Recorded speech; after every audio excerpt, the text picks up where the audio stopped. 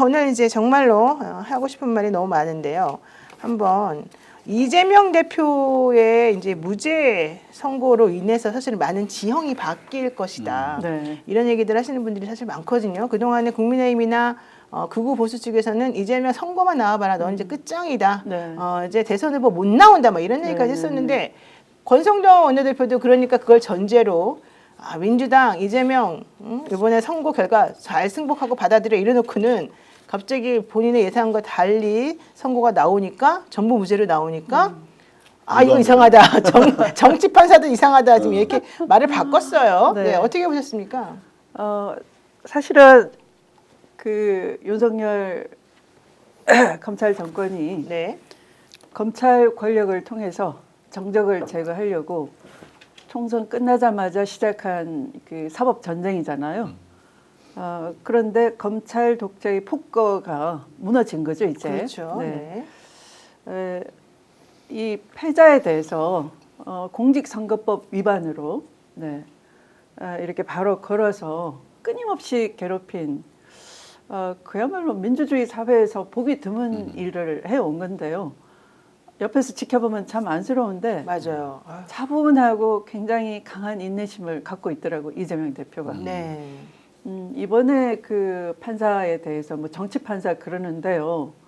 사실은 이 판사는 손준성 사건 항소심에서 무죄 내렸다고. 무죄를 1심을 뒤집고 무죄를 때린 판사예요. 네. 그러니까 자기들이 혜택 볼 때는 환호를 하고 네. 이렇게 사필 기정으로 무리한 기소에 대해서 이재명에 대해서 올바른 판단하니까 정치 판사라고 뒤집어 씌우는 거죠. 맞아요. 네. 최강욱 전 의원에 대해서도 유죄 선고를 한 재판부입니다. 네. 예, 이렇게 보면은 정치 판사란 말을 막 마음대로 할 수는 없는 상황일 텐데 네. 그럼에도 불구하고 안철수 의원 같은 경우에도 선고 전에 이재명 유죄든 무죄든 대선 출마 포기해라 이런 얘기를 해가지고 요즘에 안철수 의원이 이제 자신의 존재감 부각을 위해서 많이 노력하나 보다 이제 이런 얘기 좀 했습니다. 네. 어쨌든 중요한 거는 사법 리스크라고 하는 것이 일단 1심을 완전히 뒤엎은 이 판결로 사실은 말끔히 해소된 게 아닌가 생각이 듭니다.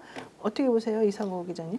아이고 두 분 법조인들 앞에서 제가 사실 그 판결 자체에 대해서는 평가하는 것이 조금 그런 것 같고 사실 사법 리스크라고 하는 말 자체가 그 성립되지 않는 거였지 않습니까? 네. 아시다시피 너무나 상식적인 결과를 얻기 위해서 그토록 많은 사람들이 고통을 받고 당사자는 물론이고 정치 세력과 시민들이 같이 린치를 당한 거거든요. 네. 근데 그걸 확인하는 과정이 이렇게 고통스러웠는데 사실 누가 봐도 이거는 이제 선고문을 놓고 기정사실을 화한 상태에서 보면 너무나 당연하고 말도 안 되는 기소였는데 이걸 받아내기까지 어려웠잖아요. 그런데 그 과정에서 얼마나 많은 당내 특히 사람들이 사법 리스크 운운하면서 이재명 대표를 흔들었나 하는 생각을 하면 정말 너무나 가슴 아프고 다시는 그런 검찰 독재 하에서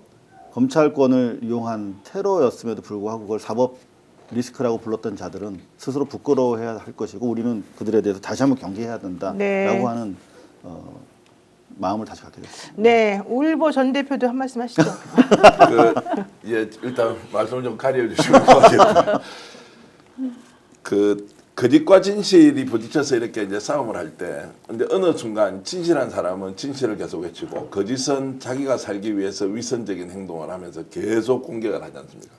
이때 정말 중요한 것은 판사일 테고, 이때 정말 중요한 것은 언론일 테고, 이때 정말 중요한 것이 평론가인데, 우리 사회가 어느 순간부터는 딱 껍데기만 보고, 야 모르겠고 각자 주장 기계적 균형 맞춰서 계속 해버리면 그때부터는 프레임이 만들어지죠. 나중에는 야 너 누가 더 좋아? 네 마음에 드는 사람 누구야? 그래서 마음에 안 들면 그 유죄. 마음에 들면은 무죄 방식으로 이렇게 하는데 이게 계속 먹혀왔던 거죠. 왜냐하면 검찰이 그렇게 권력, 거짓, 위선의 집단의 앞잡이 노릇을 했으니까 그게 먹혀왔는데 그래도 그 안에서는 오늘 같은 판사가 상식과 진실에 기초해서 결론을 내려주니까 바보 같은 무지랭이 같은 우리 같은 개돼지들은 그거 보고 눈물 질질 흘리는 거 무슨 특별히 이익이 있는 거 아니에요. 대한민국이 정상적으로 돌아가는 걸 보고도 눈물을 흘리면서 이제 우리 민주주의 찾겠구나. 정말로 작은 힘 하나 아까 말씀하셨듯이 그런 무엇이라도 할 수 있는 이것 울어줄 수 있는 이 사람들이 사실 대한민국을 이만큼 만들었고 지금도 키워나갈 수 있는 사람이다. 기득권층 그리고 법조 카르텔 이제 어떤 식으로든 개혁하고 개선해야 하지만 결국 대한민국을 지키는 사람은 우리 국민들이고 민초였다라는 것을 확실히 보여줬고 거기에 화답을 오늘 이 판사가 한 것 아니냐라고 평가하겠습니다. 네, 그럼에도 불구하고 검찰에서는 즉각 반발하는 내용이 나왔습니다. 항소심 법원은 1심 법원에서 장기간 심리 끝에 배척한 피고인의 주장만을 만연히 취신하였고, 이제 만연히 취신했다는 거는 그냥 아무 생각 없이 다 받아들였고 취사 선택했고 이런 뜻이죠. 당시 고 김문기와 골프를 쳤다는 의혹과 백현동 용도지역 변경 경위에 대한 의혹이 국민적 관심 사안이었던 점을 고려하지 않은 채 피고인의 발언을 일반 선거인이 어떻게 받아들이는지 생각하지도 않고 무조건적으로 전혀 다른 방식으로 해석을 해서 무죄를 선고해서 매우 유감스럽다 이런 얘기를 했는데요. 이에 대해서 이재명 대표가 검찰 사필 규정이다라고 발언한 내용이 있습니다. 한번 들어보겠습니다. 진실과 정의에 기반해서 제대로 된 판결을 해주신 재판부에 먼저 감사드립니다. 이 검찰이 또 이 정권이 이재명을 잡기 위해서 증거를 조작하고 사건을 조작하느라 썼던 그 역량을 우리 산불 예방이나 아니면 우리 국민들의 삶을 개선하는 데 썼더라면 얼마나 좋은 세상이 됐겠습니까? 이제 검찰도 자신들의 행위를 좀 되돌아보고 더 이상 이런 국력 낭비하지 않기를 바랍니다.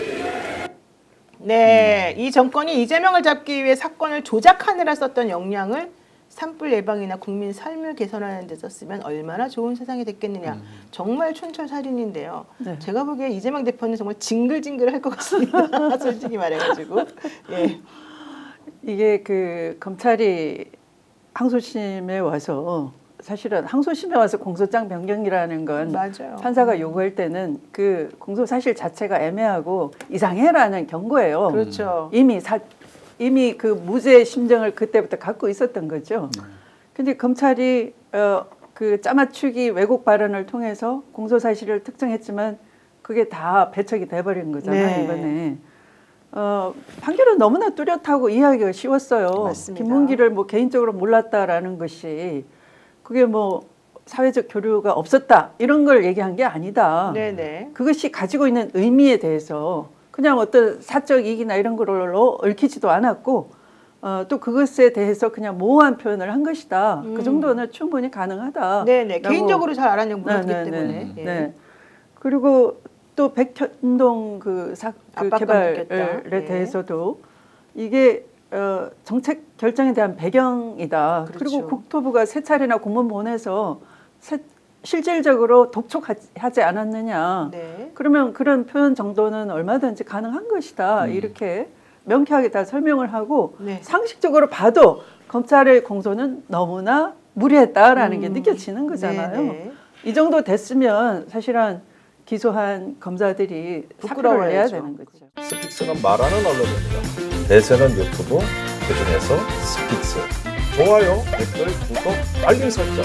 여러분이 저희를 사랑해 주시고 우리가 여러분을 사랑하는 4가지 방법입니다.